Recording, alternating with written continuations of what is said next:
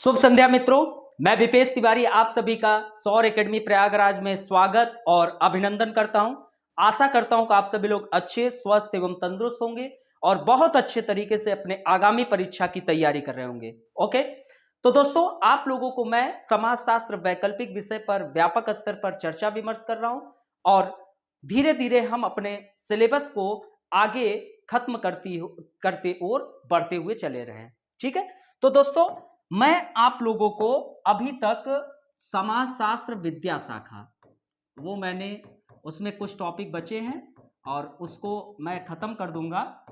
तो ये टॉपिक आप लोगों को मैं खत्म कर चुका हूं। फिर उसके बाद ये यूनिट फर्स्ट था। फिर उसके बाद मैंने यूनिट सेकंड फोर्थ स्टार्ट किया, यूनिट फोर्थ, जिसमें मैंने कार्ल मार्क्स आप लोगों का खत्म कर दिया हूं। इसमें एक टॉपिक अभी बचा है, द्वंद्वात्मक भौतिकवाद। इस द्वंद्वात्मक भौतिकवाद की अभी आप लोगों से चर्चा विमर्श बाकी है। इसके लिए थोड़ा सा वेट करिए, खत्म हो जाएगा। वेबर दूसरे महत्वपूर्ण थिंकर, बहुत अच्छे समाजशास्त्री चिंतक, और हम इन पर आप लोगों से चर्चा विमर्श कर रहे हैं, जहां पर वेबर के अनुसार समाजशास्त्र की विषय वस्तु पर मैंने आप लोगों से चर्चा किया और इस विषय वस्तु को सामाजिक क्रिया के रूप में जाना, जो कि आपके सिलेबस में है। और सामाजिक क्रिया वेबर के अनुसार यह अर्थपूर्ण हो, किसी अन्य की ओर दिशा निर्देशित हो, खत्म हो चुका। फिर उसके बाद हमने समाजशास्त्र की पद्धति, वेबर के अनुसार समाजशास्त्र की पद्धति को जाना, समझा। और समाजशास्त्र की पद्धति में हमने आप लोगों से बताया कि जो वेबर ने 4 समाजशास्त्री पद्धति के विषय में बताया। उन्होंने कहा कि देखिए, विज्ञान की विषय वस्तु अलग है, समाजशास्त्र की अलग है, दोनों एक दूसरे से अलग है, तो इस कारण पद्धतियों में भी अंतर होगा। और उन्होंने समाजशास्त्र में 4 पद्धति बताए, जिसमें वेस्टेहेन,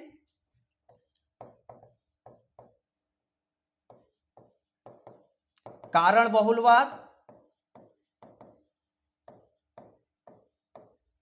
मूल्य तटस्थता और चौथा आदर्श प्रारूप संरचना। फिर उसके बाद मैंने आप लोगों को अधिकारी तंत्र पढ़ा दिया। अधिकारी तंत्र वेबर के पिता से प्रभावित था और हमने अच्छे तरीके से इसको एक्सप्लेन कर दिया। अब आते हैं माता की ओर, जिनके उनके माता से प्रभावित प्रोटेस्टेंट नीति शास्त्र एवं पूंजीवाद की भावना। आज हम आप लोगों से इसी टॉपिक पर चर्चा विमर्श करेंगे। ओके, तो दोस्तों समाजशास्त्र वैकल्पिक विषय में जिनको एडमिशन लेना है, इसकी फीस 15,000 रुपए है।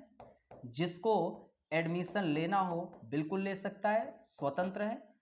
आप मुझे कॉल कर सकते हैं, मैसेज कर सकते हैं। बाकी संस्था का नंबर है। 15,000 रुपए। ओके, जिनको लेना हो बिल्कुल ले सकते हैं। और आपका मन हो, इच्छा हो, तो प्लीज वीडियो को लाइक, शेयर एंड सब्सक्राइब करिएगा। नहीं मन हो बिल्कुल मत करिएगा, क्लासेस देख लीजिएगा और कोई भी दिक्कत हो हमसे जरूर कहिएगा। आपको कोई हेल्प करे या ना करे, लेकिन मैं जरूर आप लोगों का हेल्प करूंगा, वो चाहे आपके फीस से संबंधित हो, चाहे वह किसी भी रूप में। ठीक है, तो यह चीजें आप लोगों की खत्म हो चुकी। अब हम आते हैं प्रोटेस्टेंट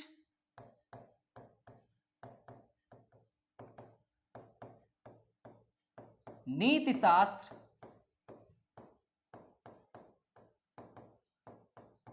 एवं पूंजीवाद की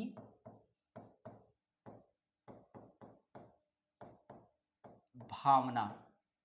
यह वेबर की बहुत ही महत्वपूर्ण पुस्तक है। वेबर द्वारा प्रतिपादित बहुत ही इंपॉर्टेंट बुक है, बहुत ही इंपॉर्टेंट बुक है। मतलब कि वेबर द्वारा प्रतिपादित बहुत ही महत्वपूर्ण पुस्तकों में से एक इसे माना जाता है। अब ये जो पुस्तक है, इस पुस्तक में वेबर ने यह समझाने का प्रयास किया कि इस धर्म में मान्यताएं, जो पुस्तक है प्रोटेस्टेंट नीति शास्त्र एवं पूंजीवाद की भावना, उन्होंने कहा कि देखिए ये बहुत महत्वपूर्ण किताब है। और इस पुस्तक में वेबर ने यह समझाने का प्रयास किया कि प्रोटेस्टेंट ईसाई धर्म की मान्यताएं जो थी, प्रोटेस्टेंट ईसाई धर्म की मान्यताएं,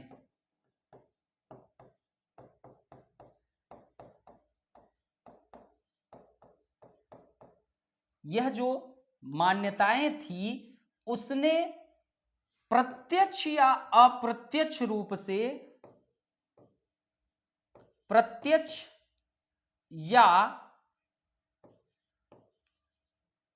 अप्रत्यक्ष रूप से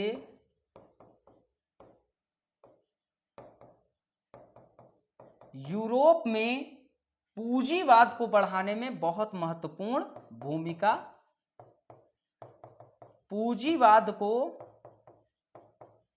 बढ़ाने में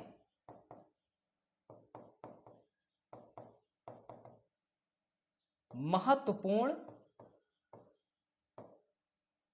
भूमिका रही।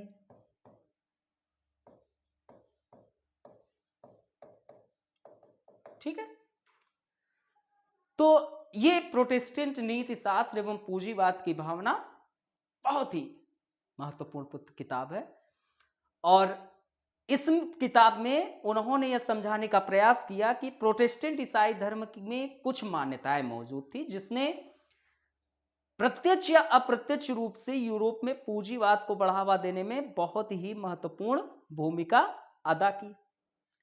अब इस पुस्तक को वेबर द्वारा प्रतिपादित, इस पुस्तक को वेबर द्वारा प्रतिपादित,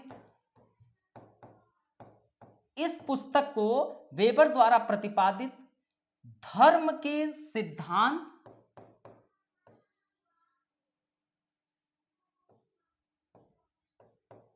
धर्म के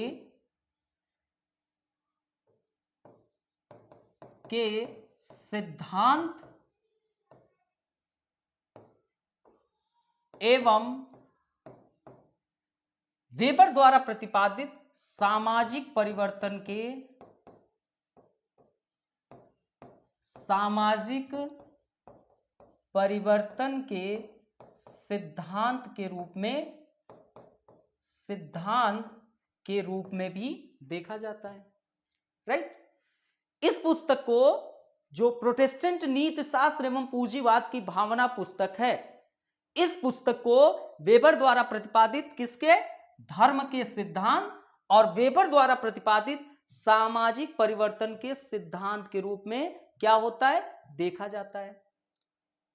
इसी कारण इसे सामाजिक परिवर्तन का, इसे सामाजिक परिवर्तन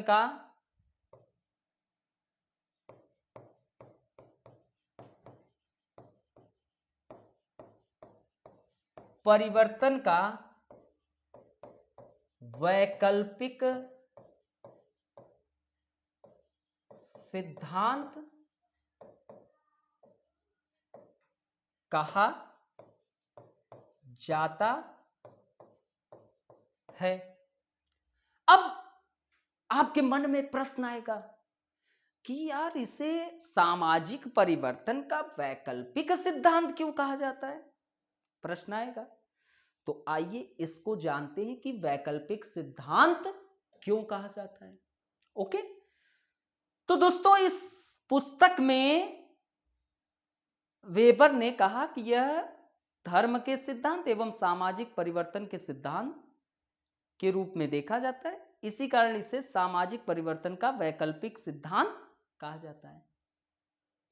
वेबर से पूर्व कार्ल मार्क्स ने कहा था कि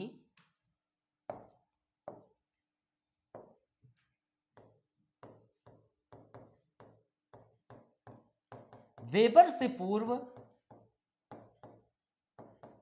कार्ल मार्क्स ने कहा था कि धर्म समाज के अधिरचना का हिस्सा है। कहा था, याद करिए, धर्म समाज के अधिरचना का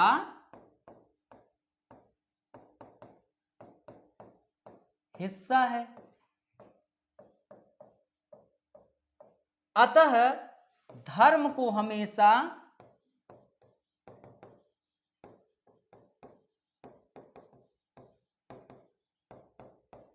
आर्थिक आधार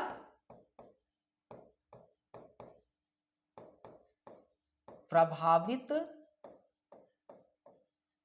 करते हैं। ऐसा किसका कहना है? कार्ल मार्क्स का कहना है। क्या कहना है? वेबर से पूर्व कार्ल मार्क्स ने कहा था कि धर्म समाज के अधिरचना का हिस्सा है। किसका हिस्सा है? अधिरचना का। आपको जब मैं कार्ल मार्क्स के उत्पादन की विधा पढ़ा रहा था तो उसमें बताया था कि एक आधार और एक अधिरचना, ये दो भागों में बटा था। आधार को आर्थिकी कहा गया और अधिरचना में सरकार, पुलिस, न्यायालय और धर्म आदि मौजूद थे अधिरचना में। और कार्ल मार्क्स का कहना था कि ये आर्थिक आधार जो है यह अधिरचना को प्रभावित करता है और अधिरचना का हिस्सा कौन है? धर्म है। तो धर्म अधिरचना का हिस्सा है तो आर्थिक आधार धर्म को भी प्रभावित करता है। तो ऐसा वेबर से पहले कौन कह रहा था? कार्ल मार्क्स ने कहा कि देखिए, धर्म समाज के अधिरचना का हिस्सा है, अतः धर्म को हमेशा आर्थिक आधार प्रभावित करता है। ये किसका कहना है? ये कार्ल मार्क्स का कहना है। अब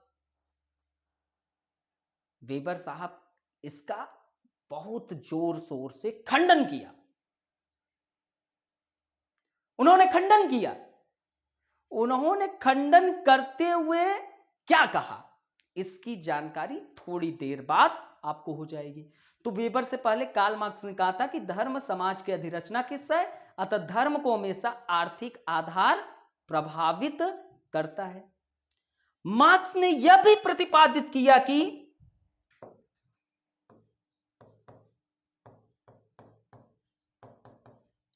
यह भी प्रतिपादित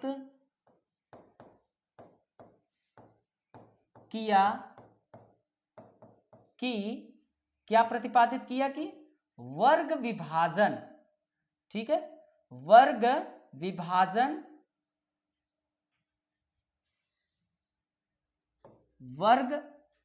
विभाजन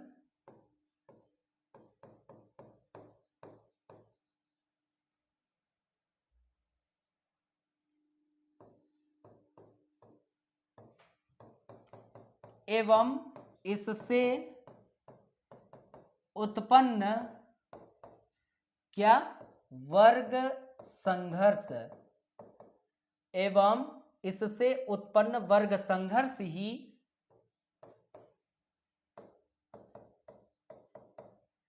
सामाजिक परिवर्तन का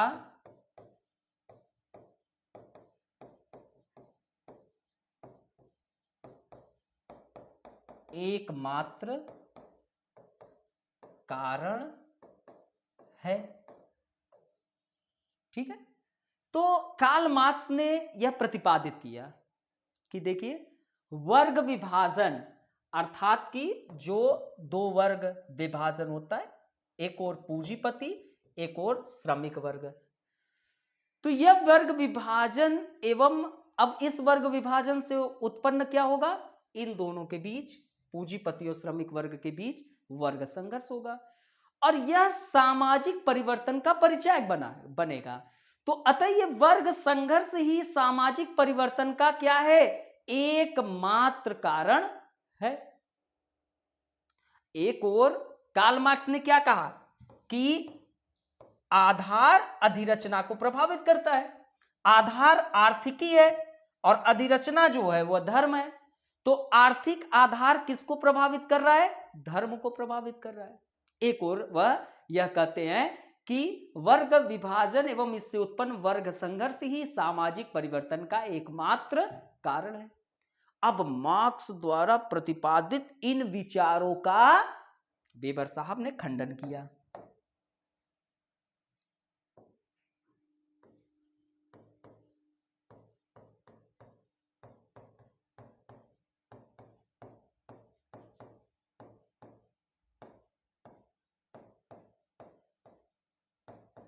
इन विचारों का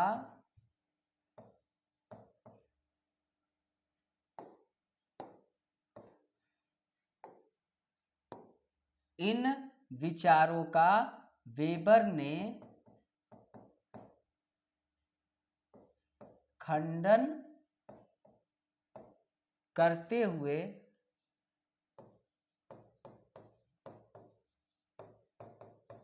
कहा कि धर्म भी आर्थिक आधार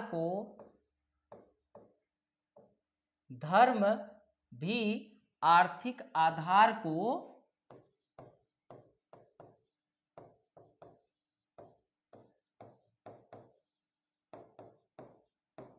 प्रभावित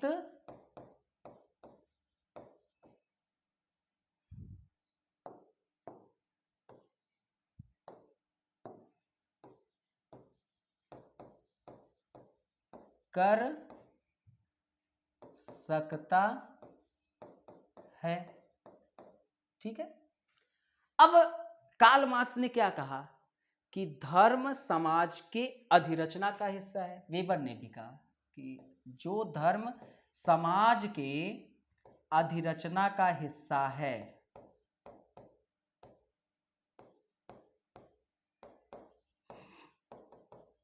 अधिरचना का हिस्सा है, वह धर्म भी आर्थिक आधार को प्रभावित कर सकता है। वह धर्म भी आर्थिक आधार को क्या कर सकता है? प्रभावित कर सकता है, बिल्कुल प्रभावित कर सकता है, ऐसा वेबर साहब ने कहा। तभी तो प्रोटेस्टेंट ईसाई धर्म की मान्यताओं ने पूंजीवाद को बढ़ाया। अभी हम आप लोगों से इस पर आते हैं टॉपिक पे आगे। तो इसी कारण तो प्रोटेस्टेंट ईसाई धर्म की मान्यताओं ने वेबर द्वारा कार्ल मार्क्स द्वारा प्रतिपादित उस विचार का खंडन कर दिया, जिसमें कार्ल मार्क्स कहते हैं कि आर्थिक आधार जो है केवल धर्म को प्रभावित करता है।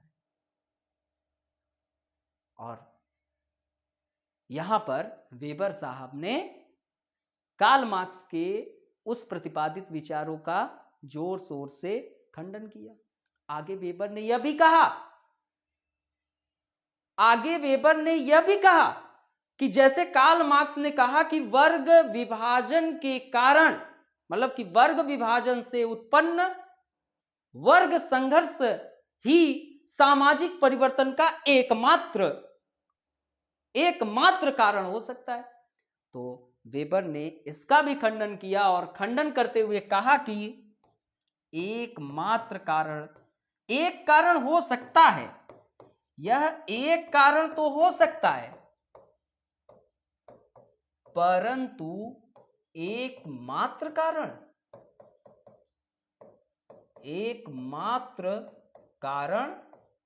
नहीं हो सकता है, ऐसा वेबर साहब ने कहा।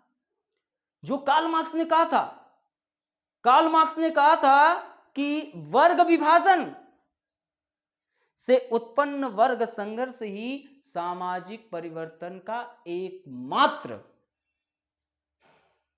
सिद्धांत है, तो वेबर साहब ने इसका खंडन करते हुए कहा कि मैं एक कारण तो मान रहा हूं कि वर्ग विभाजन से उत्पन्न वर्ग संघर्ष सामाजिक परिवर्तन का सिद्धांत है। एक कारण तो मान सकता हूं, लेकिन एकमात्र कारण कतई नहीं, और भी कारण मौजूद है, और भी कारण। तो वेबर के अनुसार धर्म एवं धार्मिक मान्यताएं, धर्म एवं धार्मिक मान्यताएं भी परिवर्तन को जन्म दे सकती है, परिवर्तन को जन्म दे सकती है, परिवर्तन को जन्म दे सकती है। इसके कारण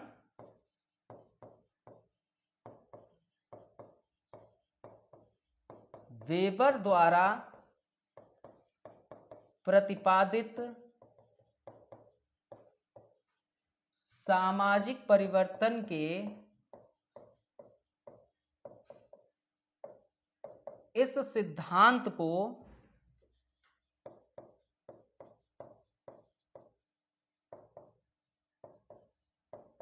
सामाजिक परिवर्तन का वैकल्पिक सिद्धांत कहते हैं। यहां तक अगर किसी को दिक्कत हुई हो तो कमेंट करें। यहां तक अगर किसी को कोई दिक्कत हो तो खंडन करें, आप हमें बताएं। ठीक है, तो वेबर साहब ने कार्ल मार्क्स के उन सभी विचारों का खंडन किया, उन सभी विचारों को जिसमें वो कहते हैं कि धर्म ही, मतलब कि आर्थिक आधार जो होता है वह धर्म को प्रभावित करता है। उन्होंने खंडन किया, नहीं भैया, मैं मान रहा हूं कि धर्म समाज की अधिरचना का हिस्सा है, लेकिन धर्म भी आर्थिक आधार को प्रभावित करता है। और उधर से वेबर साहब, कार्ल मार्क्स साहब ने कहा कि जो वर्ग विभाजन से उत्पन्न वर्ग संघर्ष है वह सामाजिक परिवर्तन का एकमात्र कारण है। वेबर ने कहा ना ना ना ना ना, मैं मान रहा हूं कि वर्ग विभाजन से उत्पन्न वर्ग संघर्ष सामाजिक परिवर्तन का एक सिद्धांत तो है, लेकिन एकमात्र नहीं, और भी कई सिद्धांत मौजूद हैं। इसके कारण धर्म एवं, वेबर आगे कहते हैं, वेबर के अनुसार धर्म एवं धार्मिक मान्यताएं भी परिवर्तन को जन्म देती हैं। इसके कारण वेबर द्वारा प्रतिपादित सामाजिक परिवर्तन के इस सिद्धांत को सामाजिक परिवर्तन का वैकल्पिक सिद्धांत कहते हैं। और दोस्तों, इस पुस्तक में वेबर साहब ने, इस पुस्तक में वेबर ने उन सभी पद्धतियों का प्रयोग किया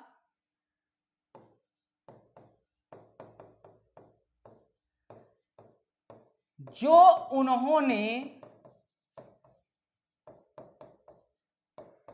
समाज शास्त्र में, जो उन्होंने समाज शास्त्र में प्रतिपादित किया था।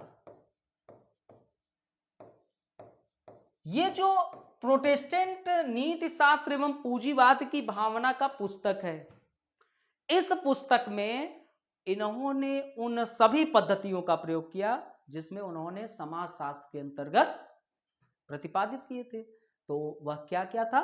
वस्त्रहीन, आदर्श प्रारूप संरचना, कारण बहुलवाद, मूल्य तटस्थता। तो इन चारों का इस पुस्तक में इन्होंने क्या किया? प्रयोग किया, और बहुत अच्छे तरीके से दोस्तों प्रयोग किया। अतः इसे इनके द्वारा प्रतिपादित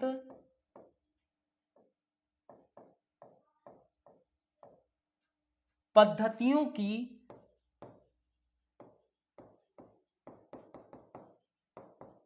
अभिव्यक्ति के रूप में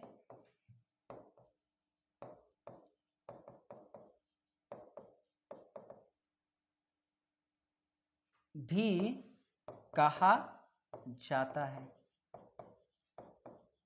यहां तक किसी को कोई दिक्कत हो तो वह कमेंट करे। यहां तक अब हमने एक फेज पार कर लिया है, अब आगे चलते हैं। यहां तक किसी को कोई परेशानी? अब आप ये समझ गए कि इसे सामाजिक परिवर्तन का वैकल्पिक सिद्धांत कहते हैं। कोई भी दिक्कत हो, कोई भी समस्या हो तो आप कमेंट कर सकते हैं, ठीक है।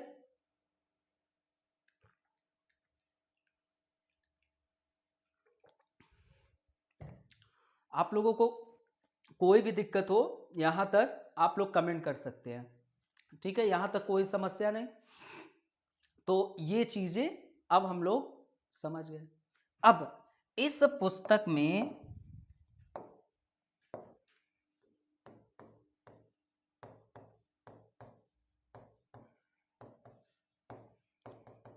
वेबर ने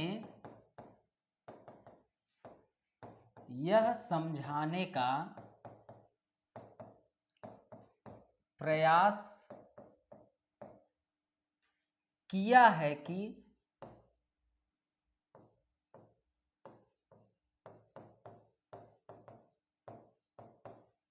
किस प्रकार प्रोटेस्टेंट ईसाई धर्म की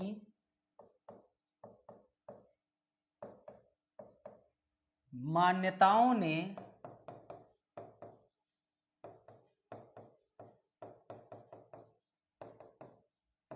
यूरोपीय समाज में पूंजीवाद को जन्म दिया एवं इसका विस्तार सुनिश्चित किया।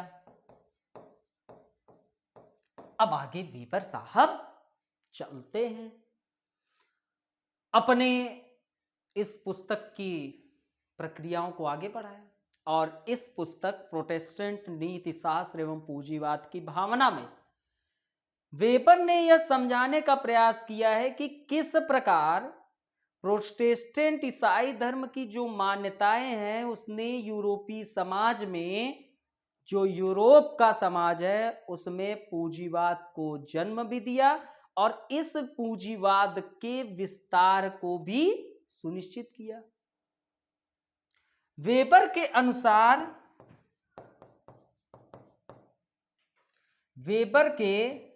अनुसार पूंजीवाद को जन्म देने के लिए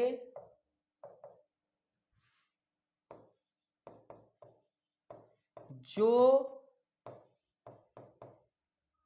अनिवार्य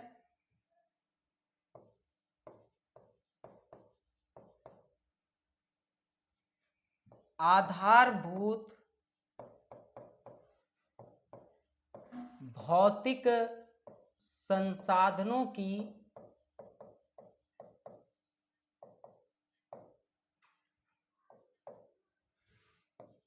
आवश्यकता होती है,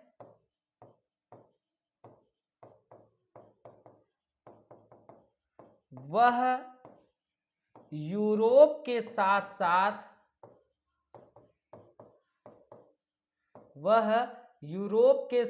साथ एशिया में भी उपस्थित था। इसको बड़े अच्छे तरीके से समझते हैं। वेबर बहुत अच्छी बात कहते हैं। देखिए पूंजीवाद कैसे जन्म लेगा भाई, जब तक भौतिक संसाधन प्रचुर मात्रा में मौजूद नहीं होंगे पूंजीवाद जन्म तो लेगा नहीं। तो ये समस्या न यूरोप में थी न एशिया में थी, दोनों जगह भौतिक संसाधन जो था वह प्रचुर मात्रा में उपलब्ध था। अब दोनों जगह प्रचुर मात्रा में उपलब्ध होने के बावजूद भी पूंजीवाद जो है यूरोप में सफल रहा, एशिया में असफल रहा। राइट? तो इसको हम लोग ऐसे समझते हैं कि पूंजीवाद को बढ़ने के लिए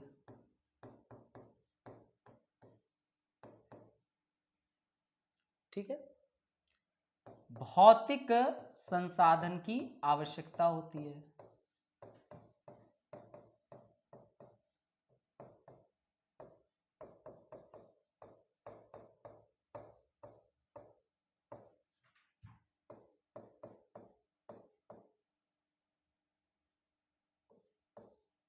होती है।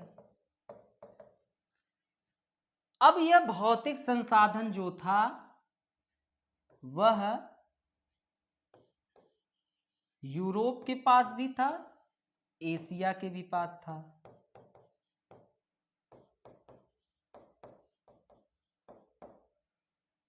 दोनों के पास उपलब्ध था, परंतु पूंजीवाद का विस्तार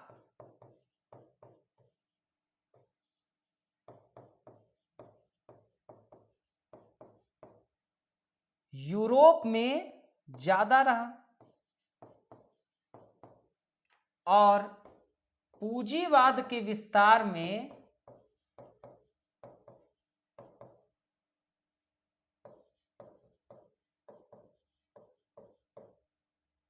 एशिया असफल रहा। ठीक है, जैसे अगर मैं कहूं कि ये राम है,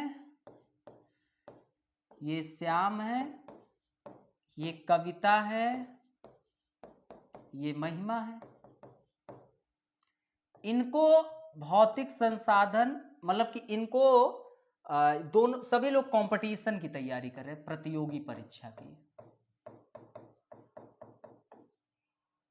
इनको भी दिया गया हर एक सुख सुविधा और वह सुविधा इनको भी दिया गया, लेकिन राम और कविता जो है वो सफल हुए, लेकिन ये असफल हुए। सुख सुविधा तो इनके पास भी था, इनके भी पास भी था, तो सफलता तो चारों को होना चाहिए, लेकिन चारों जो है नहीं सफल हुए। राम कविता सफल हुए, ये श्याम और महिमा असफल रहे। इसके पीछे तो कुछ ना कुछ तो कारण होगा। जो राम और कविता है, हो सकता है कि लक्ष्य के प्रति बड़ी एकाग्र हो रहे होंगे, बड़े ही समर्पण के भाव से कार्य कर रहे होंगे, कभी भी कोई भी परेशानी उत्पन्न होती थी तो मिलजुल कर उन परेशानियों को हल करते थे, हमेशा माता पिता के मार्गदर्शन में आगे बढ़ते रहे। लेकिन हो सकता है कि यहां पर श्याम महिमा ने कोई ना कोई कमी किए होंगे जिससे वह असफल रहे।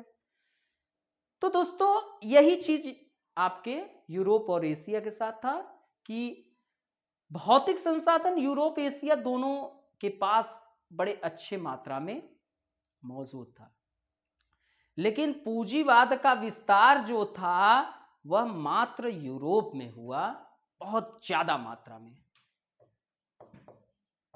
मात्र यूरोप में हुआ, वह भी बहुत ज्यादा मात्रा में। लेकिन एशिया जो है पूंजीवाद के विस्तार में असफल रहा। अतः उन्होंने यह निष्कर्ष निकाला कि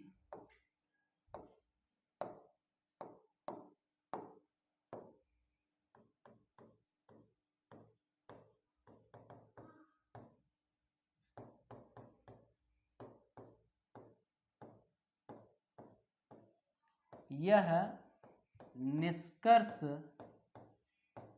निकाला कि भौतिक संसाधन के अलावा भी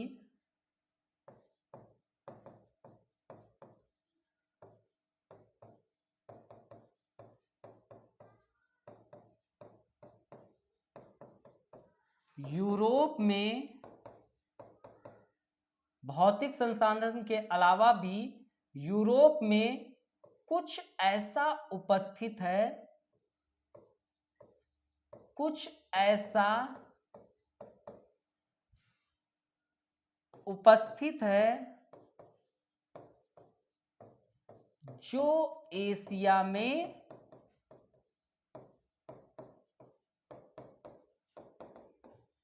अनुपस्थित है।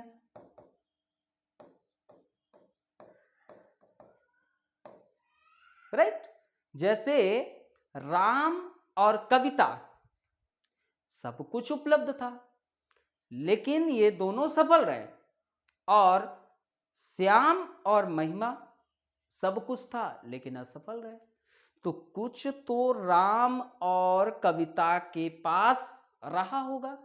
वह हो सकता है माता पिता का मोटिवेशन, हो सकता है कि उनका और भी तमाम प्रक्रियाएं होंगी जिससे, तो वही यहां पर भी चीजें दिखाई देती है कि भौतिक संसाधन एशिया के पास भी है और भौतिक संसाधन यूरोप में ही भी है, लेकिन मात्र पूंजीवाद सफल रहा यूरोप में, एशिया में असफल रहा। तो उन्होंने यह निष्कर्ष निकाला कि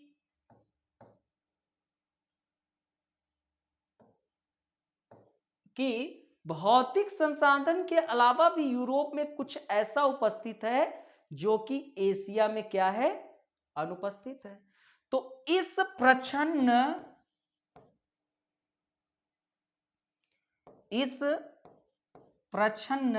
या इसे हम कह सकते छिपी हुई, इस छिपी हुई प्रच्छन्न शक्ति को समझने के उद्देश्य से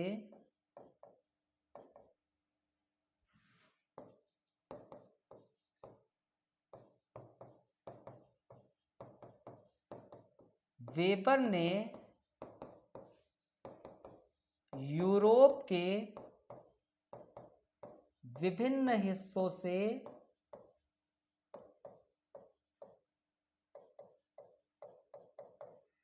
कुछ सफल व्यापारियों के आंकड़े एकत्रित किए। ठीक है, मतलब कि अब ये चाहते थे कि यूरोप में तो सफल रहा लेकिन एशिया में असफल रहा, तो कुछ तो था जो यूरोप में उपस्थित था, एशिया में अनुपस्थित था। तो ये रहस्य है ना, ये कुछ छिपी हुई शक्ति है ना, जो यूरोप में इस पूंजीवाद को ग्रोथ करने में कुछ न कुछ तो कार्य कर रहा है। राइट? और एशिया में वह नहीं हो पा रहा है। तो ये छिपी हुई प्रच्छन्न छिपी हुई शक्ति को समझने के उद्देश्य से वेबर ने यूरोप के विभिन्न हिस्सों से कुछ सफल व्यापारी, जो सफल हुए व्यापारी हैं, उनके क्या किए, आंकड़े एकत्रित किए। अब उन आंकड़ों के मूल्यांकन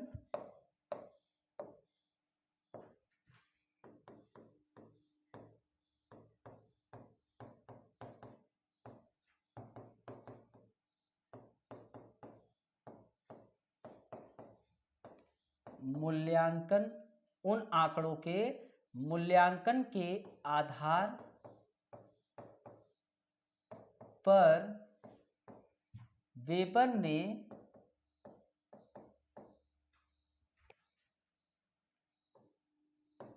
यह निष्कर्ष निकाला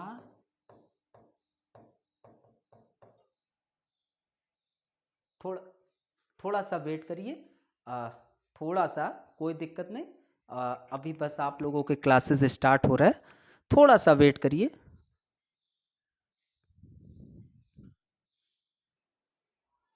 तो दोस्तों थोड़ा सा लाइट चली गई थी, तो इसको थोड़ा सा मैं फिर से चीज़ों को प्रारंभिक में लेकर चल रहा हूँ, थोड़ा सा तो आप लोग समझ जाएंगे। तो दोस्तों जो यूरोप में पूंजीवाद बढ़ा तो उसके पीछे क्या कारण था?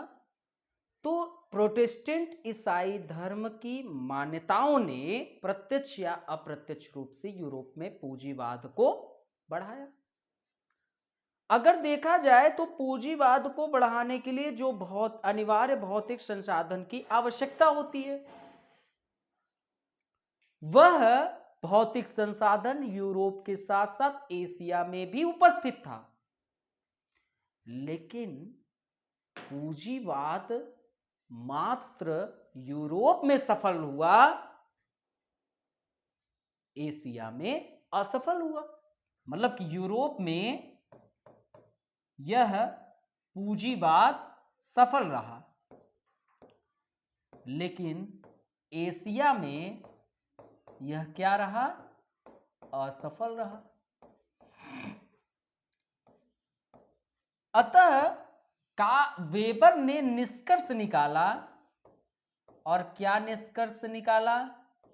निष्कर्ष निकाला और निष्कर्ष निकाला कि भौतिक संसाधन के अलावा, मतलब कि यहां पर भी भौतिक संसाधन था, यहां पर भी भौतिक संसाधन था, लेकिन यहां पर भौतिक संसाधन के अलावा कुछ तो उपस्थित था, कुछ तो उपस्थित था भौतिक संसाधन के अलावा। और यहां भौतिक संसाधन के अलावा अनुपस्थित था। मतलब कि जो यूरोप था उसमें भौतिक संसाधन के अलावा कुछ तो उपस्थित था, लेकिन वह एशिया में अनुपस्थित था। अब ये एक छिपी हुई शक्ति है, यह जो उपस्थित है यह एक छिपी हुई प्रच्छन्न शक्ति है, यह एक छिपी हुई शक्ति है, प्रच्छन्न शक्ति है। ठीक है, और इसको समझने के उद्देश्य से, इस छिपी हुई शक्ति को समझने के उद्देश्य से वेबर ने यूरोप के विभिन्न जो सफल हो गए थे व्यापारी, तो उन्होंने क्या काम किया? यूरोप में जो क्या हो गए थे? सफल व्यापारी थे, उन सफल व्यापारी के क्या काम किए? आंकड़े एकत्रित किए, आंकड़े एकत्रित किए। अब हम यहां तक समझ गए थे, अब आगे चीजों को समझते हैं। तो उन आंकड़ों के मूल्यांकन के आधार पर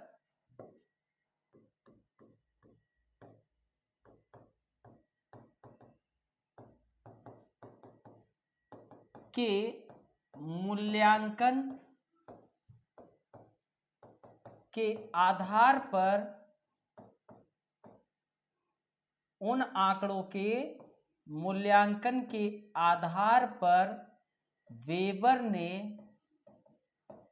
यह निष्कर्ष निकाला कि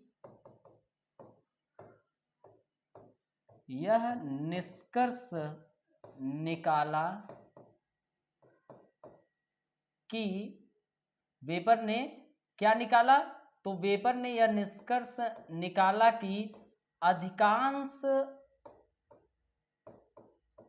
सफल जो व्यापारी थे, वह सफल व्यापारी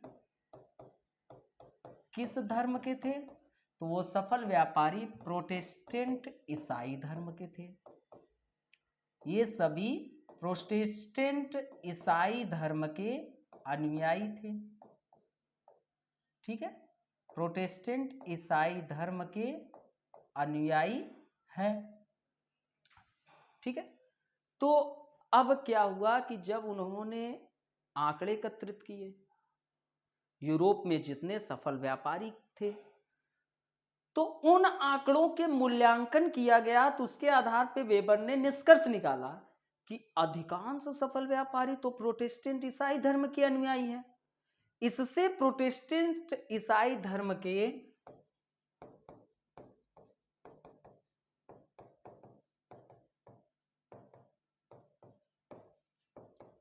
ईसाई धर्म के अन्य पंथ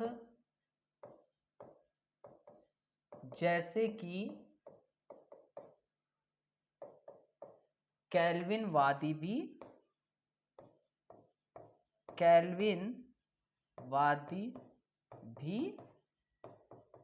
सम्मिलित है।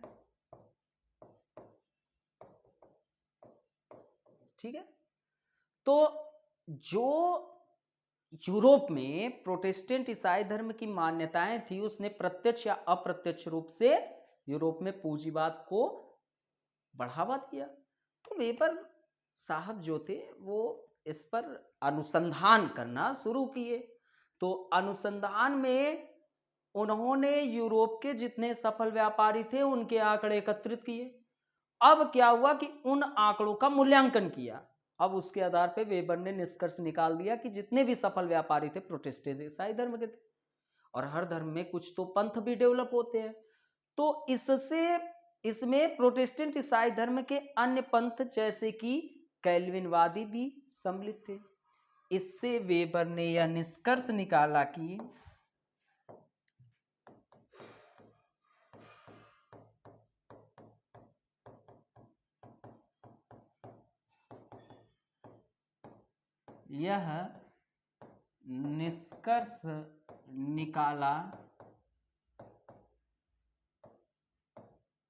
कि इस धर्म में कुछ ऐसा है जो पूंजीवाद को जन्म दिया एवं इसका विस्तार भी सुनिश्चित किया। चूंकि यह एशिया में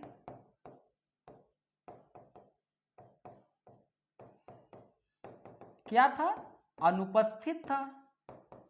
चूंकि यह एशिया में अनुपस्थित था तो पूंजीवाद का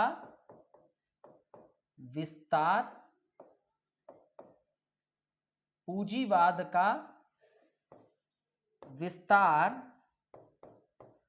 वहां नहीं हो सका। यह समझने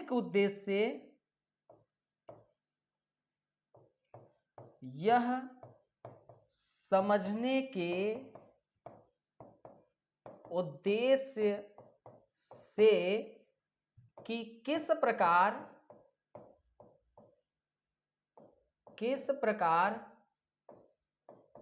एक धर्म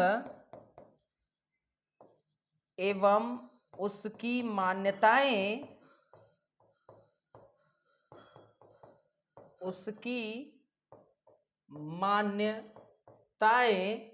पूंजीवाद को बढ़ावा दे सकती है। ठीक है, अब वेबर साहब ने यह निष्कर्ष निकाला कि इस धर्म में जो प्रोटेस्टेंट ईसाई धर्म है इसमें कुछ ऐसा है जो कि किसको जन्म दिया, पूंजीवाद को जन्म दिया, एवं साथ ही इस पूंजीवाद के विस्तार को भी सुनिश्चित किया। लेकिन ये जो चीजें थी प्रोटेस्टेंट ईसाई धर्म की मान्यताएं, वह एशिया में कहीं भी मौजूद नहीं थी, अनुपस्थित था। इस कारण वहां पर पूंजीवाद का विस्तार नहीं हो सका।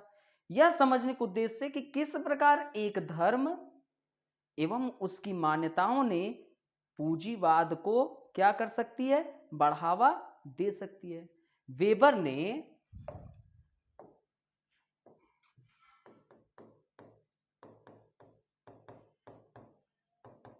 प्रोटेस्टेंट ईसाई धर्म, वेबर ने प्रोटेस्टेंट ईसाई धर्म के नीति शास्त्र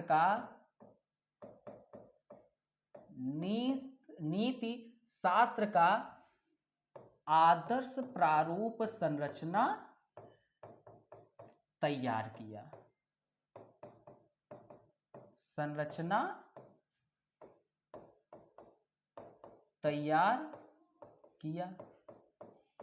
इस आदर्श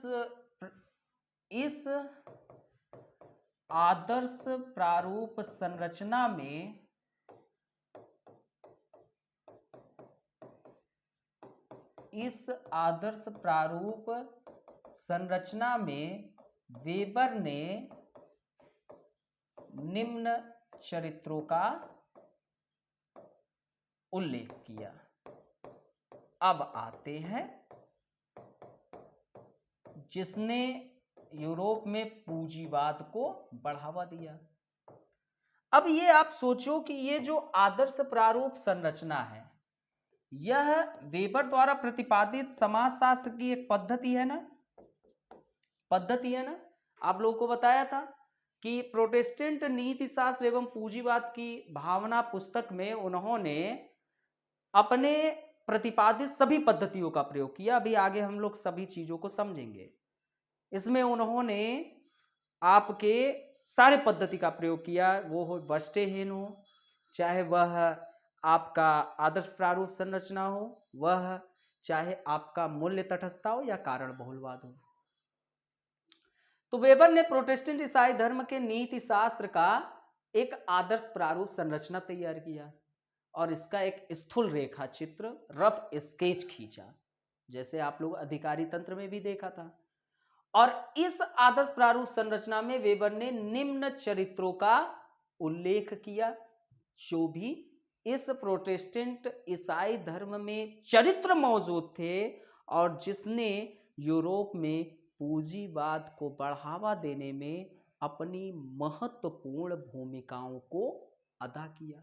तो इन अब चरित्रों को हमको जानने की आवश्यकता है। अब प्रोटेस्टेंट ईसाई धर्म के अनुसार हमको हर एक चीजें जानना है।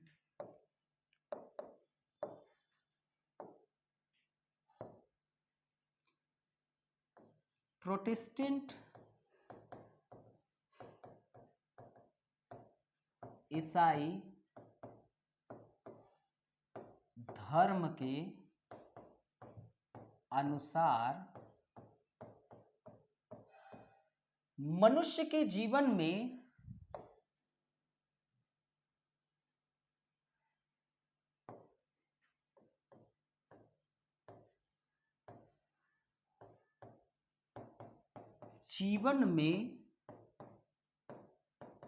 मात्र एक ही व्यवसाय होना चाहिए। उसे यह मानना चाहिए कि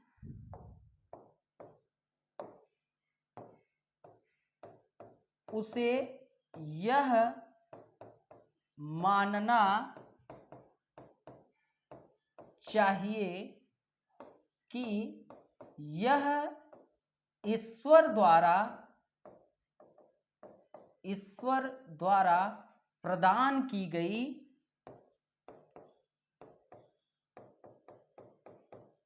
एक जिम्मेदारी है। आप स्वयं में सोचिए, इस चीज को मूल्यांकन करिए कि हर एक व्यक्ति किसी न किसी धर्म का अनुयायी होगा। वो कोई हिंदू धर्म का हो, वह कोई मुस्लिम धर्म का हो, या सिख या ईसाई, हर एक किसी न किसी धर्म का अनुयायी है और हर धर्म में उसकी अपनी मान्यताएं मौजूद है। आप उस मान्यताओं को एक संस्कार के रूप में अपने अंदर ग्रहण कर लेते हैं और उसके अनुसार उस संस्कार को अनुसरण करते हैं और अपने जीवन शैली में उतारते भी हैं। क्या ऐसा करते हैं? अब जैसे गाय हमारे लिए माता है, हम उसको पूजते हैं ना। भगवान शिव शंकर के प्रति हमारे अंदर एक आस्था है और हम उसका भी अनुकरण करते हैं, उनके विचारों को अपने जीवन में उतारते हैं। कृष्ण भगवान, हम उनके भी विचारों को अपने जीवन में उतारते हैं। अब सोचिए, किसी धर्म में अगर यह मान्यताएं मौजूद हो जाए कि मनुष्य के जीवन में मात्र एक ही व्यवसाय होना चाहिए, मात्र एक ही, तो आप उस व्यवसाय को करेंगे क्योंकि धर्म का आदेश है और धर्म के आदेशों का व्यक्ति उल्लंघन नहीं करता है। जैसे अभी एक कल खास लोगों से वार्ता हो रही थी, तो उस वार्ता के दौरान यह हुआ कि मैं एक समय थोड़ा बहुत मांस मछली मतलब कि नॉनवेज और ड्रिंक कर लेता था, लेकिन मुझे कुछ अनुभूति हुई कि मेरे कुल देवता नाराज हो जाते हैं, इस कारण मुझे इसका अनुसरण नहीं करना है, इसलिए मैंने इन चीजों को छोड़ दिया। तो मतलब कि यह आपको ऐसा अनुभूति हुई कि हमारे कुल देवता हमसे नाराज हो रहे हैं, यह अनुभूति हुई, तो आपके अंदर डर आया। तो इस डर से बचने के लिए, क्योंकि प्रोटेस्टेंट ईसाई धर्म की मान्यताओं में मौजूद है, क्या मौजूद है कि मनुष्य के जीवन में मात्र एक ही व्यवसाय होना चाहिए, तो होगा क्योंकि यह धर्म ने आदेश दिया है और उसे यह मानना चाहिए कि यह ईश्वर द्वारा प्रदान की गई एक जिम्मेदारी है और मनुष्य को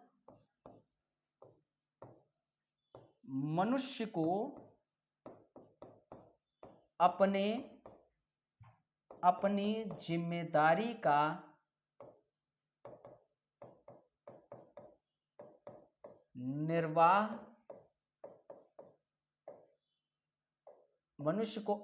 जिम्मेदारी का निर्वाह ईमानदारी से करना चाहिए। मतलब कि ये जो प्रोटेस्टेंट ईसाई धर्म में मान्यताएं दी गई कि देखिए आपके जीवन में मात्र एक ही व्यवसाय होना चाहिए, उसे यह मानना चाहिए कि यह ईश्वर द्वारा प्रदान की गई आपकी एक जिम्मेदारी है। जैसे प्रजा नाम च सुखे राज्यम, प्रजा के सुख में राजा का सुख है। और ओरिजिन ऑफ द स्टेट के डिवाइन थ्योरी में अगर आप देखेंगे, राज्य के उत्पत्ति के ईश्वर के सिद्धांत में देखेंगे, दैवी सिद्धांत उसको कहते हैं, राज्य की उत्पत्ति का दैवी सिद्धांत, तो उसमें यह कहा जाता है कि राजा ईश्वर का एक देवदूत है और राजा के मुखमंडल से निकलने वाला शब्द ईश्वर का आदेश है और उसके आदेश का पालन करना उस प्रजा की जिम्मेदारी है, रिस्पॉन्सिबिलिटी है। ये आप लोग पॉलिटिकल साइंस में पढ़ते हैं, राजनीति विज्ञान में। अब ओरिजिन ऑफ द स्टेट के डिवाइन थ्योरी में इन सब चीजों का उल्लेख मिला। अब प्रजा जो है राजा के शब्दों को ईश्वर के आदेश को समझकर अनुकरण करता है और चलता है। अब ये ईश्वर द्वारा अब आपको एक प्रदान की गई जिम्मेदारी है कि आपके जीवन में मात्र एक ही व्यवसाय होना चाहिए और मनुष्य को अपने जिम्मेदारी का निर्वाह कैसे करना है, तो ईमानदारी से करना चाहिए। अपने व्यवसाय में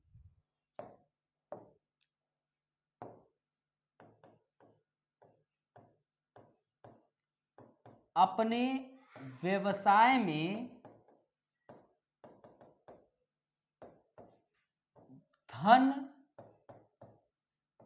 कमाना सफलता का प्रमाण है। यह दर्शाता है कि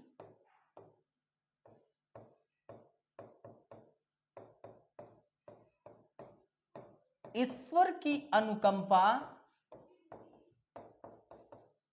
ईश्वर की अनुकंपा उस व्यक्ति पर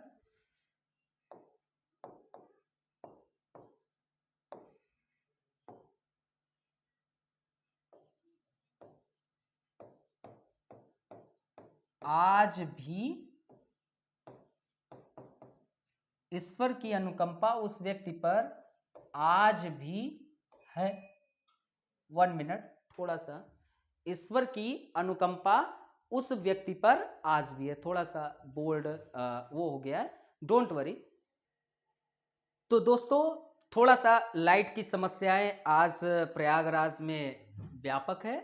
थोड़ा बारिशों का जानते हैं कि मौसम चल रहा है, और बारिशों के मौसम में बहुत शक्तिमान छूटे हुए हैं, तो क्योंकि लाइट ही बार बार चली जाती है, तो थोड़ा सा आप लोग ध्यान दीजिए। चलिए, फालतू बातों से करने से क्या अच्छा, डायरेक्ट टॉपिक पे आते हैं। और वैसे भी आप लोग शेयर ओवर करने वाले हैं नहीं वीडियो को, तो इस कारण चलते हैं। तो प्रोटेस्टेंट ईसाई धर्म में जो मान्यताएं थी, उसने यूरोप में पूंजीवाद को बढ़ाने में बड़ा योगदान किया। अब उसमें प्रथम मान्यताएं मौजूद थी कि मनुष्य के जीवन में मात्र एक ही व्यवसाय होना चाहिए, यही थी, और यह ईश्वर द्वारा दी गई जिम्मेदारी है, और उसका निर्वाह उसको बहुत ईमानदारी तरीके से करना भी है, ईमानदारी तरीके से।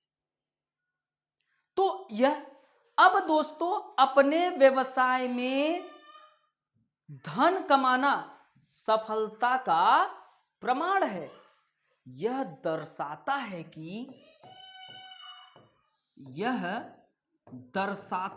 कि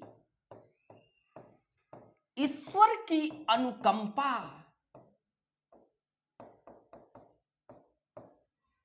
ईश्वर की अनुकंपा उस व्यक्ति पर आज भी है, उस व्यक्ति पर आज भी है। आप लोग हमेशा मार्केट में जाते होंगे, और मार्केट में आप लोग जाते होंगे तो आप लोग कई केसरवानी लोगों को देखते होंगे। तो देखते होंगे कि मान लो कि आज दिन भर उसकी व्यवसाय नहीं हुई, तो वो कहता है कि आज ईश्वर की हमारे ऊपर अनुकंपा नहीं रही।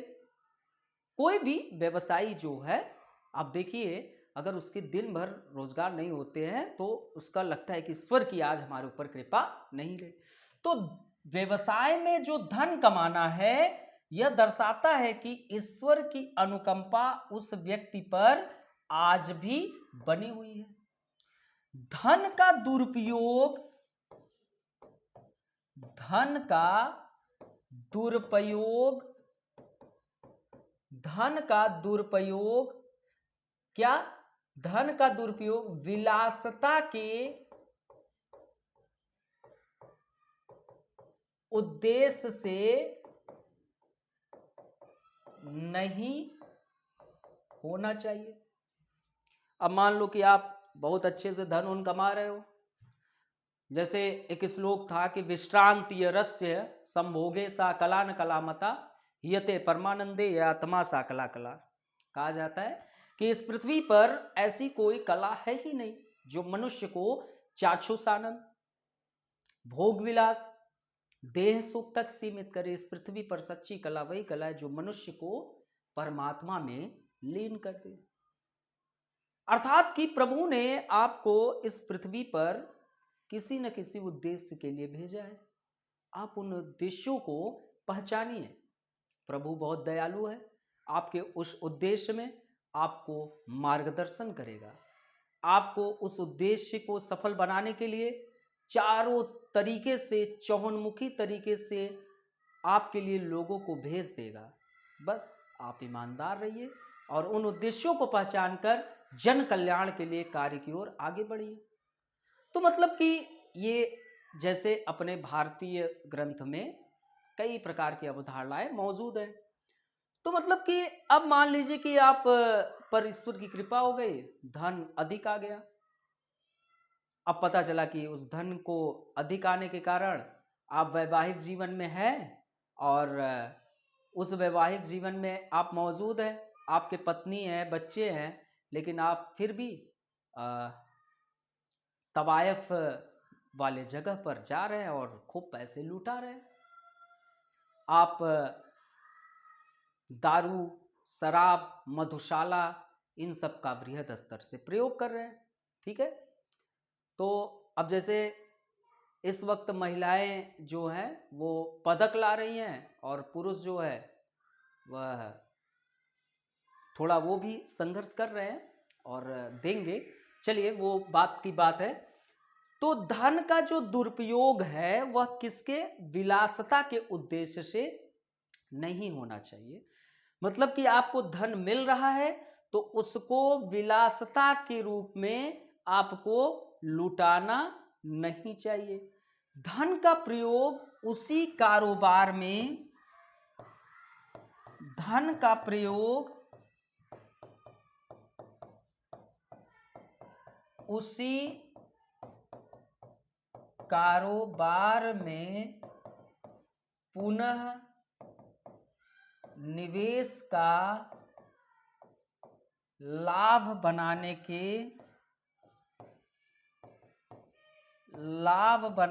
के उद्देश्य से होना चाहिए।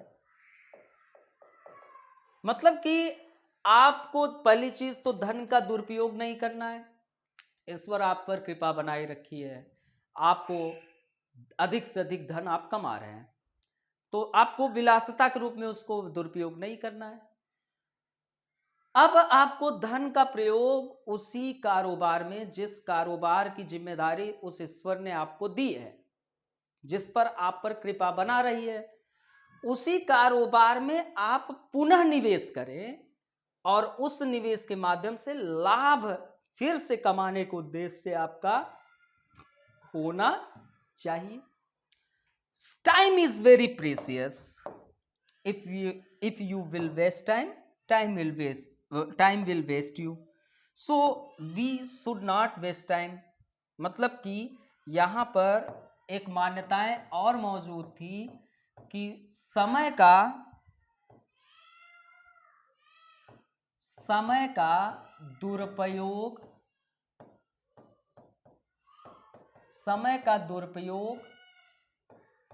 नहीं होना चाहिए। प्रोटेस्टेंट ईसाई धर्म में, प्रोटेस्टेंट ईसाई धर्म में ज्यादा निद्रा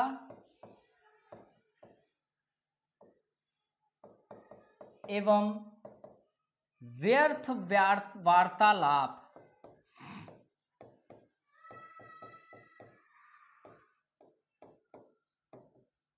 की आलोचना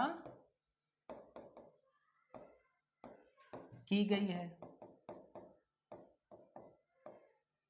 तो आप लोग देखते हैं कई ऐसे लोग होते हैं जो एक बार, चलिए ठीक है, एक बार नॉर्मल आप लोग 6-7, आपके देश के पीएम को देखिए 4-5 घंटे, आपके सदगुरु देखिए वो आज भी 3-4 घंटे सोते हैं। देखिए 3 ही लोग रात्रि को जागते हैं। एक योगी होता है वो रात को जागता है, एक भोगी है वो जागता है भाई जिसकी शादी विवाह हो गई है। और एक योगी रात को क्यों जागता है? एक योगी रात को इसलिए जागता है क्योंकि उसको तपस्या करनी है, पढ़ाई लिखाई करना है, या उसको ईश्वर का ध्यान करना है। और भोगी इसलिए जागता है क्योंकि उसको उसी में सुख मिल रहा है। और एक रोगी इसलिए जागता है क्योंकि वह बीमार है। तो 3 ही लोग रात्रि को जागते हैं, राइट। तो प्रोटेस्टेंट ईसाई धर्म में ज्यादा निद्रा।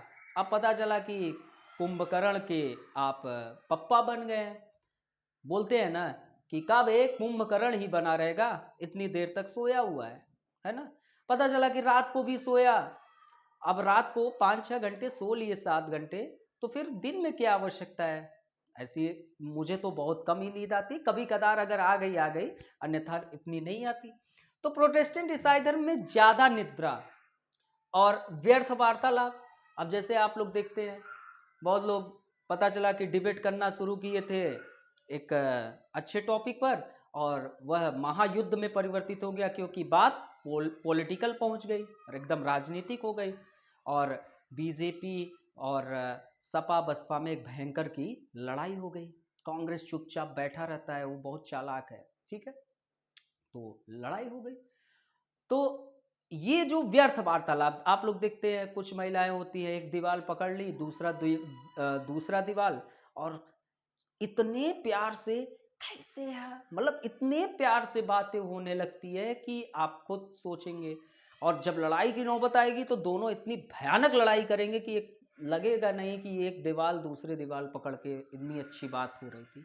मतलब कि ये प्रोटेस्टेंट ईसाई धर्म में ज्यादा निद्रा और व्यर्थ वार्तालाप की आलोचना की गई है, ये चीज कहा गया है। मनुष्य के जीवन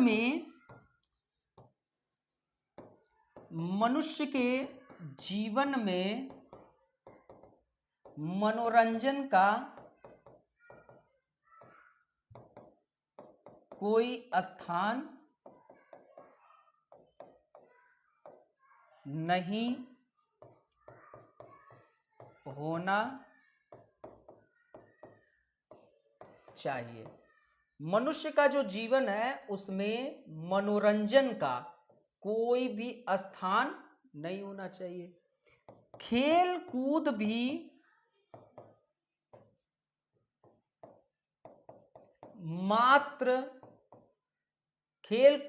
मात्र व्यायाम का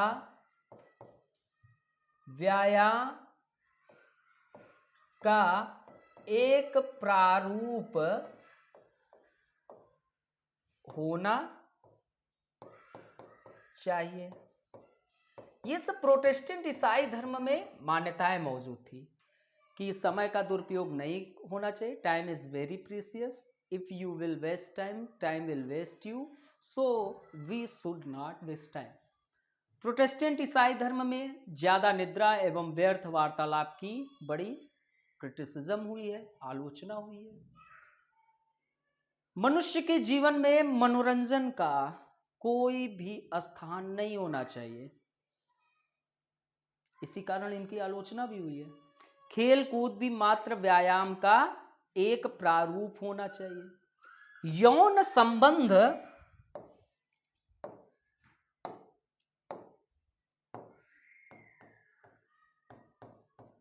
ये तो अच्छी बात थी। यौन संबंध वैवाहिक बंधन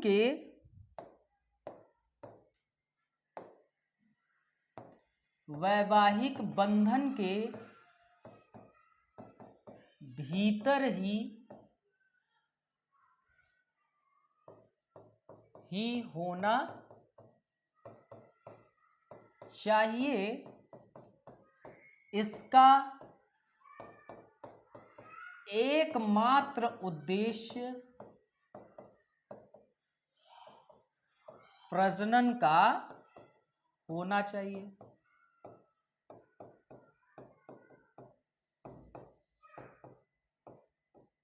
यहां तक तो ठीक था, लेकिन यहां पर कि मात्र एक उद्देश्य प्रजनन और कुछ भी नहीं।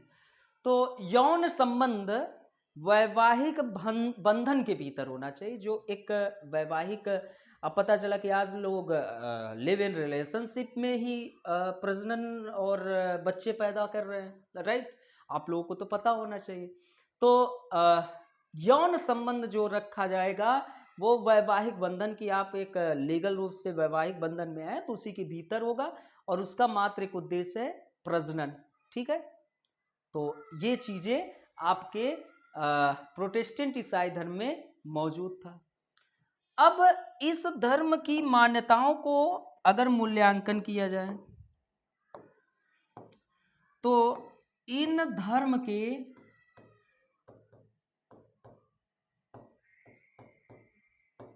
मान्यताओं के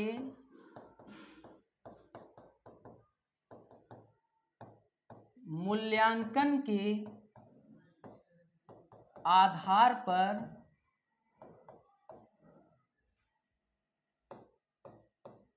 वेबर ने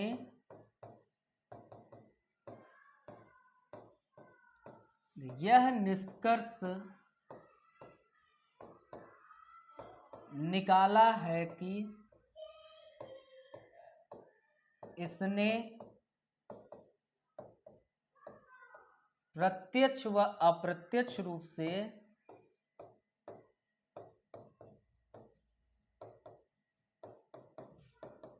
पूंजीवाद को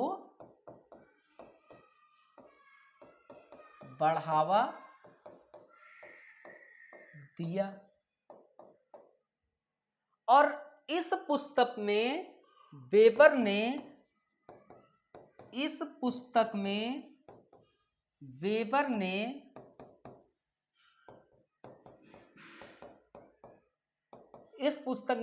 ने उनके द्वारा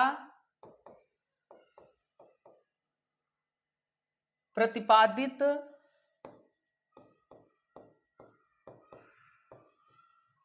सभी पद्धतियों का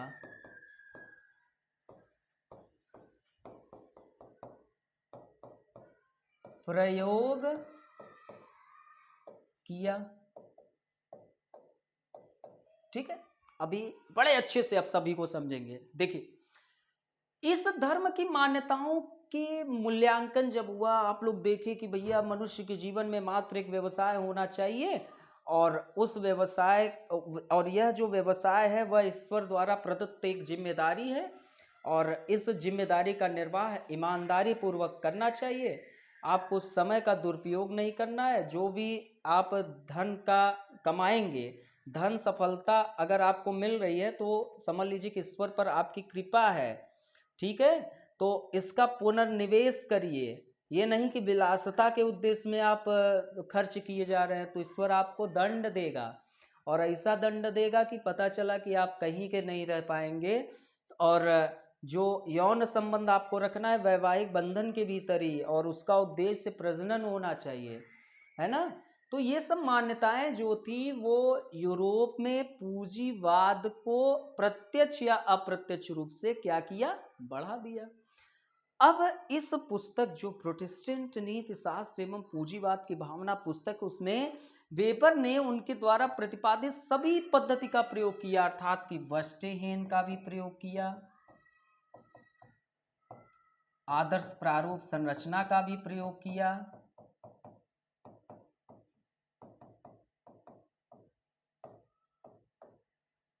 कारण बहुलवाद का भी प्रयोग किया और साथ में मूल्य तटस्थता का भी प्रयोग किया। मूल्य तटस्थता, इन सभी का उन्होंने प्रयोग किया।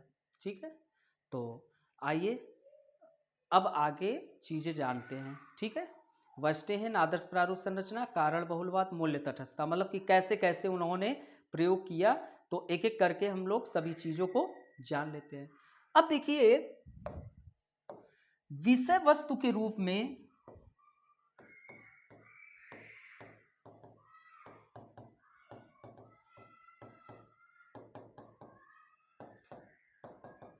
उन्होंने विषय वस्तु के रूप में उन्होंने यह अध्ययन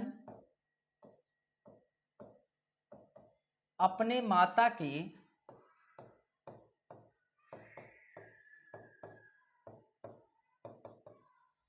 धार्मिक पृष्ठभूमि से प्रेरित होकर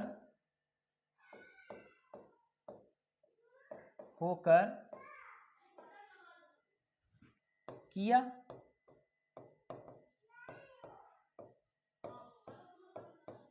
परंतु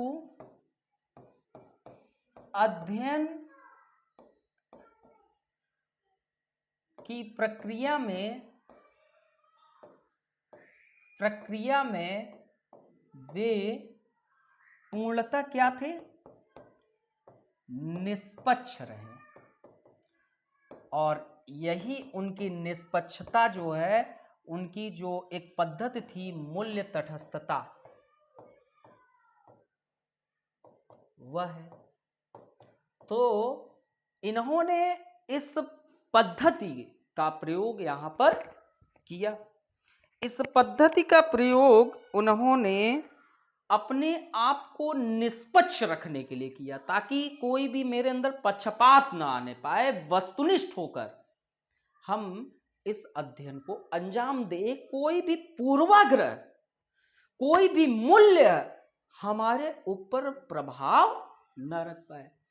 तो विषय वस्तु के रूप में उन्होंने यह अध्ययन किससे? अपने माता के धार्मिक पृष्ठभूमि से। इनकी माता जो थी वो कैल्विनवादी थी और उससे प्रेरित होकर किया, परंतु अध्ययन की प्रक्रिया में पूर्णतः निष्पक्ष रहे, जो इन्होंने इसमें मूल्य तटस्थता पद्धति का प्रयोग किया। अब आगे उन्होंने यह अनुमान लगाया कि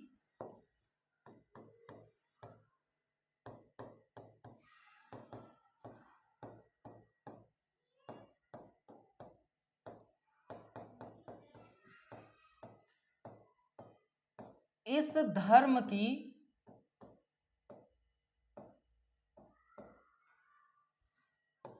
मान्यताओं ने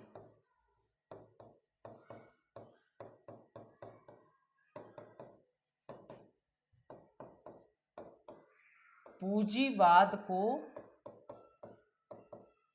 बढ़ावा दिया, और जो कि यह कौन सी पद्धति है? वर्स्टेहेन पद्धति है। वर्स्टेहेन का अर्थ मैंने क्या बताया था? विवेचनात्मक या व्याख्यात्मक।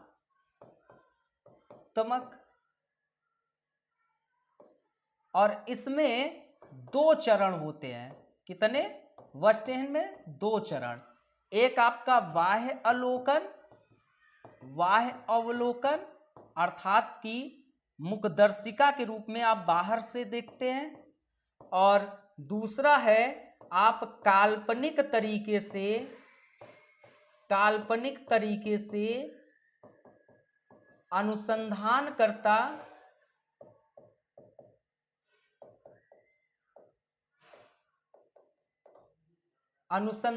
क्या करता है? अपने आप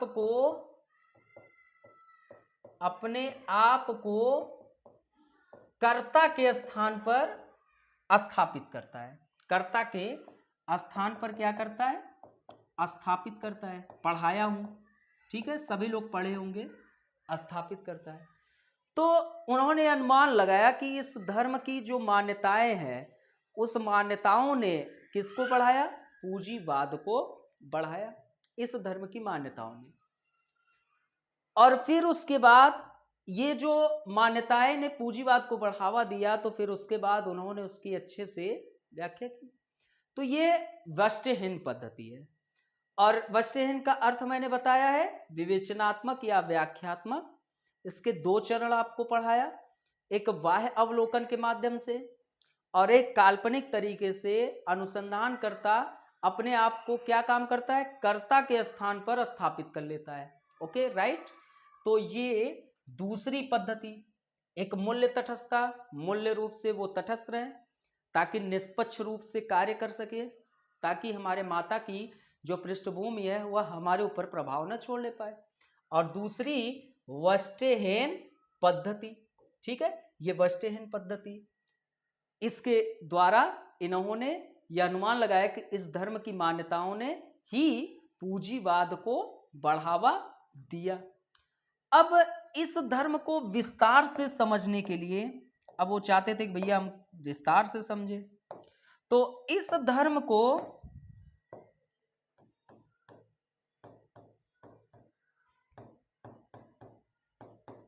विस्तार से समझने के उद्देश्य से समझने के लिए उन्होंने इसकी मान्यताओं का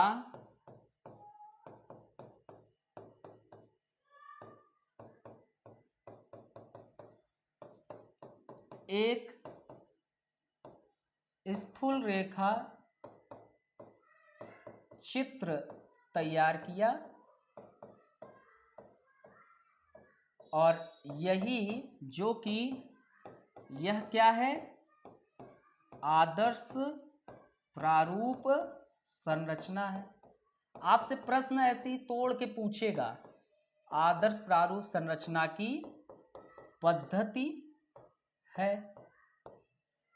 तो दोस्तों इस धर्म को अब वेबर साहब चाहते थे कि मैं विस्तारीकरण करूं, है ना। अब विस्तार के लिए उन्होंने इसकी मान्यताओं का एक स्थूल रेखा चित्र तैयार किया। वही स्थूल रेखा चित्र जिसमें आप लोगों ने देखा कि मनुष्य के जीवन में मात्र एक ही व्यवसाय होना चाहिए, यह ईश्वर द्वारा प्रदत्त एक जिम्मेदारी है, इसका निर्वहन ईमानदारी पूर्वक से करना चाहिए, समय का दुरुपयोग न करिए, व्यसन व्यासन में टाइम लॉस न करिए, जो भी धन कमा रहे हैं यह मानो कि ईश्वर आप पर अपनी कृपा दे रहा है और उन धन को आपको विलासिता के उद्देश्य से नहीं खर्च करना है, तो पुनर्निवेश के उद्देश्य से आपको कार्य करना है। और जो यौन संबंध आपको रखना है वह वैवाहिक बंधन के भीतर रखना है और उसका एकमात्र उद्देश्य है प्रजनन। तो मतलब कि ये प्रोटेस्टेंट नीति शास्त्र एवं प्रोटेस्टेंट ईसाई धर्म में मान्यताएं मौजूद थी और इन्होंने इस धर्म को विस्तार से चाहे समझाने के लिए, तो उन्होंने इसकी मान्यताओं का एक स्थूल रेखा चित्र तैयार किया और यही स्थूल रेखा चित्र मतलब एक रफ स्केच, और यह आदर्श प्रारूप संरचना की क्या है, पद्धति है। वेबर ने यह स्वयं स्वीकार किया कि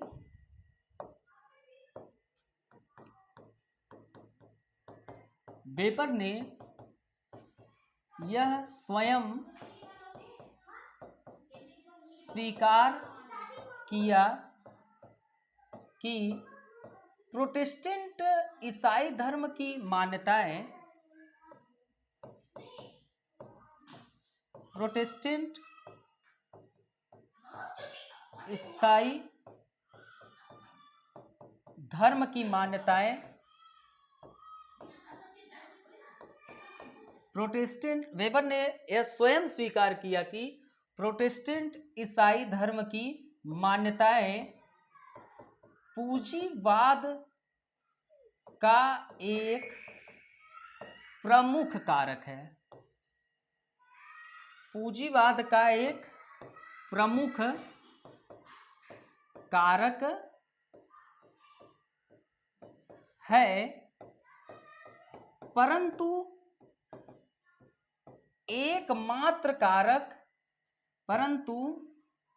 एकमात्र मतलब कि परंतु पूंजीवाद का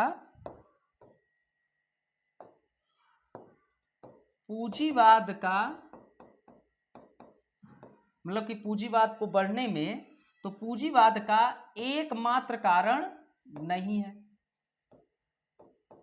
एकमात्र कारण नहीं है और यह कारण बहुलवाद की उन्हीं की पद्धति है। ठीक है, यह चौथी पद्धति आप लोग देख लिया। आपको मैंने क्या क्या बताया, आदर्श प्रारूप संरचना भी बता दिया, आपको मैंने मूल्य तटस्थता भी बता दिया, आपको मैंने वर्स्टेहेन भी बता दिया। अब आपको वेबर ने यह स्वयं स्वीकार किया कि देखिए प्रोटेस्टेंट ईसाई धर्म की जो मान्यताएं थी उन मान्यताओं ने मतलब कि वो मान्यताएं पूंजीवाद का एक प्रमुख कारक है। मतलब कि जो प्रोटेस्टेंट ईसाई धर्म में मान्यताएं मौजूद थी वह पूंजीवाद को ग्रोथ करने में एक कारक है। परंतु पूंजीवाद को ग्रोथ करने में हम ये कहें कि मात्र एक कारण है तो नहीं। पूंजीवाद को ग्रोथ करने में वहां पर भौतिक संसाधन प्लस वहां के जो व्यापारी थे उन्होंने मेहनत किया, तब जाकर वह ग्रोथ किया।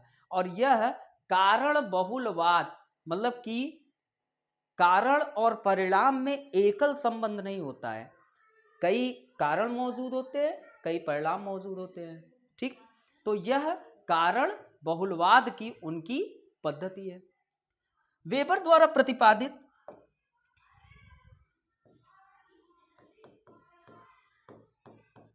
वेबर द्वारा प्रतिपादित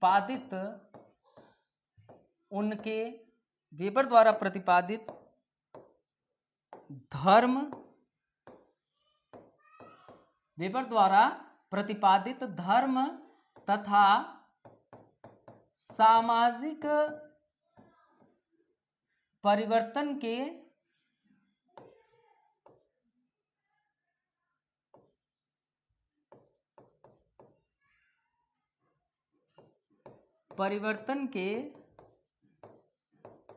इस सिद्धांत की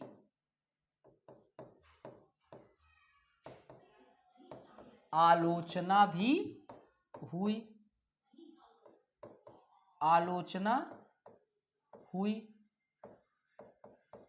ठीक है, आलोचना हुई। ठीक है, तो वेबर ने जो ये अपना सिद्धांत दिया धर्म तथा सामाजिक परिवर्तन के, अब इस सिद्धांत की बड़ी ज्यादा आलोचना हुई। भाई आलोचना से तो कोई बचा तो है नहीं, तो इसमें इस सिद्धांत की बहुत व्यापक स्तर पर क्या हुई, आलोचना हुई। अब जैसे मार्क्सवादी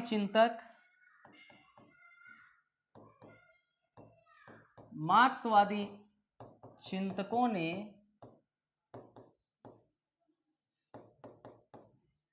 जैसे एंगेल्स तथा आपके काट्सकी के अनुसार, मतलब कि एक एंगल्स थे और दूसरे काट्सकी के अनुसार।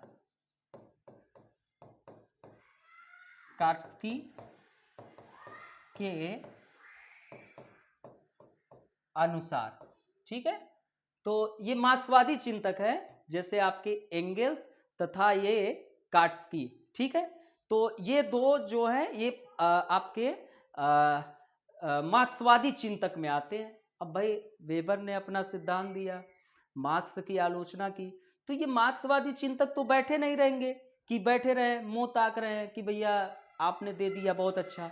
तो एंगेल्स तथा काट्सकी ने इसकी आलोचना की। तो इनका कहना है कि प्रोटेस्टेंट ईसाई धर्म,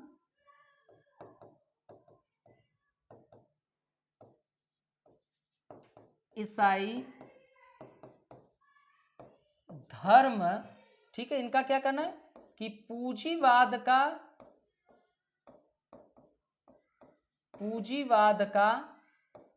एक कारण नहीं,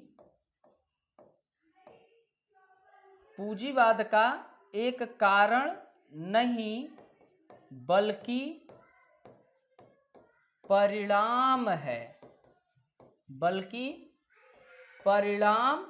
है। एक धर्म के रूप में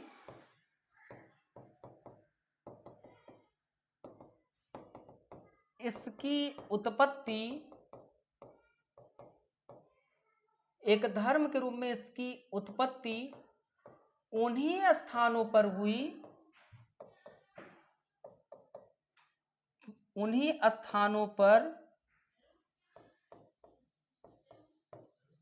हुई जहां पूंजीवाद की उत्पत्ति पहले ही हो चुकी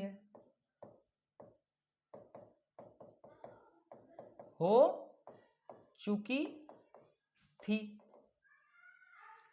मतलब कि अब देखिए मार्क्सवादी चिंतक जैसे एंगल्स तथा कार्ट्सकी हैं, उनका कहना है कि देखिए प्रोटेस्टेंट ईसाई धर्म पूंजीवाद का एक कारण नहीं, कि जो प्रोटेस्टेंट ईसाई धर्म है यह पूंजीवाद का एक कारण है बढ़ने में। तो इनका कहना एक कारण नहीं बल्कि ये परिणाम है। कैसे?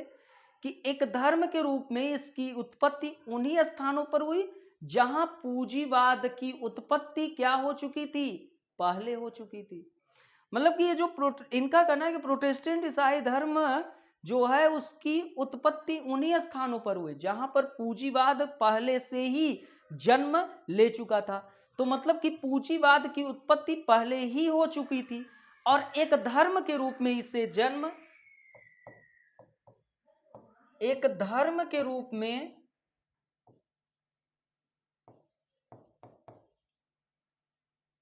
एक धर्म के रूप में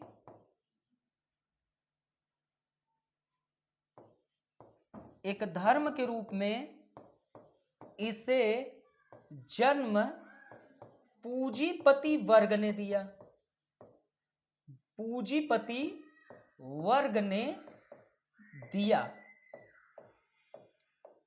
जिससे पूंजीवादी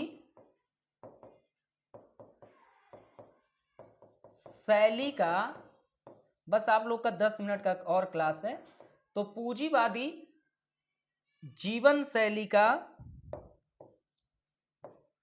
पूंजीवादी जीवन शैली का समर्थन किया जा सके। राइट? तो ये मार्क्सवादी चिंतक है एंगल्स तथा कार्ट्सकी।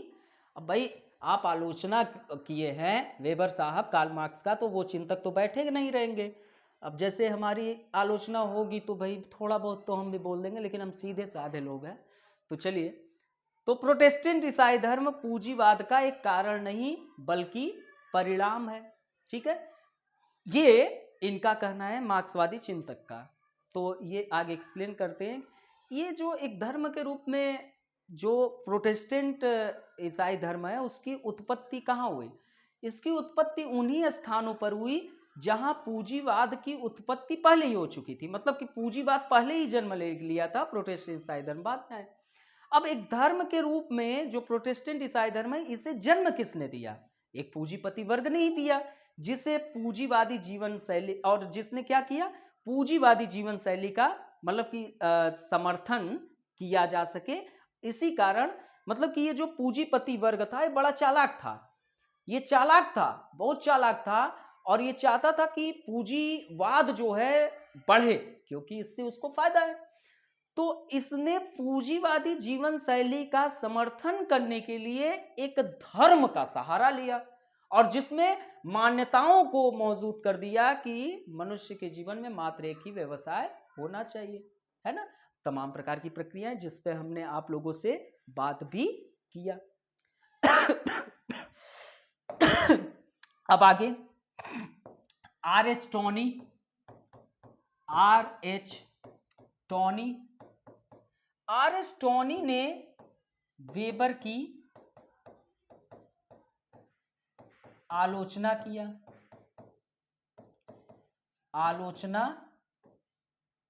किया और आलोचना करते हुए कहा कि पूंजीवाद मात्र निवेश पर ही नहीं बल्कि उपभोग पर भी आधारित होता है। उपभोग पर भी क्या होता है? आधारित होता है।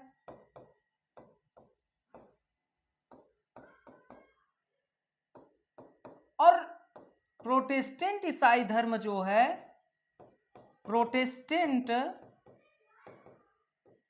ईसाई धर्म निवेश का तो समर्थन किया, निवेश का उसने क्या किया? समर्थन किया, लेकिन उसने उपभोग का खंडन किया, ठीक है, खंडन करता है। तो अरिस्टोनी ने भी वेबर की आलोचना की। जो आप कह रहे प्रोटेस्टेंट ईसाई धर्म जो है वह निवेश पर आधारित है, जो धन कमाया जा रहा है वह निवेश पर, विलासता के लिए नहीं। लेकिन पूंजीवाद में क्या है, उपभोग ही नहीं होगा किसी भी चीज का, तो वो कैसे फिर उसका प्रोडक्शन होगा, राइट। तो पूंजीवाद मात्र निवेश पर ही नहीं बल्कि उपभोग पर भी आधारित होता है। और प्रोटेस्टेंट ईसाई जो धर्म है वो निवेश का समर्थन करता है, लेकिन उपभोग का बड़े जोर शोर से खंडन करता है। अतः वेबर इस सिद्धांत में उपभोग वाले हिस्से को समझाने में असमर्थ हो जाते हैं, राइट। तो दोस्तों, आपका प्रोटेस्टेंट नीति शास्त्र एवं पूंजीवाद की भावना टॉपिक एंड। जो भी विद्यार्थी एडमिशन लेना चाहता है 15,000 रुपए इसका फीस है, समाजशास्त्र वैकल्पिक विषय का। आपकी स्वेच्छा है, ले सकते हैं 15,000 रुपए। बाकी संस्था का नंबर है, आप मुझे कॉल कर सकते हैं 800 आप मुझे कॉल कर सकते हैं 8004020005, या मुझे व्हाट्सअप कर सकते हैं 9198120630 पर। ये व्हाट्सअप नंबर है। आज ये आपका लास्ट क्लासेस है, मतलब कि उस पर जाने के लिए फ्री वाले में। अब मेरे क्लासेस सारे पेड बैच में होंगे। आप लोगों को समसामयिकी समाजशास्त्र के महत्वपूर्ण करंट अफेयर आपको मिल जाया करेंगे फ्री में। और जो भी एडमिशन लेना चाहता है वो ले सकता है। कोई भी समस्या हो तो आप समस्या हमें पर्सनल बताएं, ठीक है, उन समस्याओं का समाधान भी होगा। ये इंपॉर्टेंट टॉपिक खत्म हो गया। आपकी इच्छा होगी वीडियो को अधिक से अधिक लाइक शेयर एंड सब्सक्राइब कर सकते हैं, अन्यथा आपकी स्वेच्छा, आप स्वतंत्र हैं। फिर मिलते हैं अपने नेक्स्ट वीडियोस में, तब तक के लिए बाय बाय, टेक केयर।